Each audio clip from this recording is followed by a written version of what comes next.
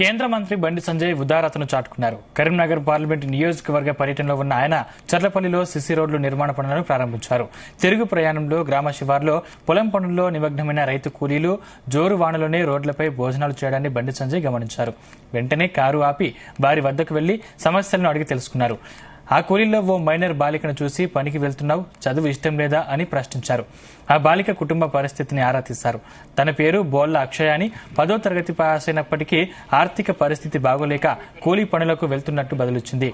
తనకు చదువుకోవాలని ఉందని చెప్పడంతో వెంటనే అక్కడే ఉన్న పార్టీ జిల్లా అధ్యక్షుడు గంగాడి కృష్ణారెడ్డిని పిలిచి బాలిక వివరాలు తీసుకుని వెంటనే కాలేజీలో చదివించడంతో పాటు ఆసక్తి ఉంటే హాస్టల్లో చేర్పించాలన్నారు. దాంతో ఆ బాలిక బండి సంజయ్కి థ్యాంక్స్ చెప్పింది.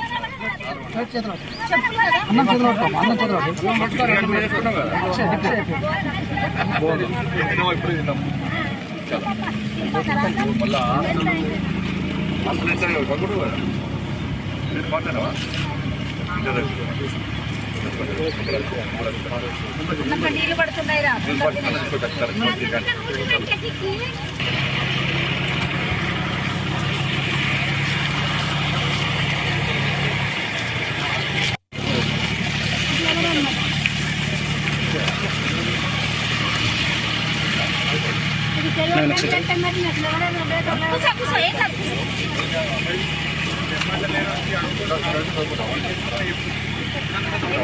Nah,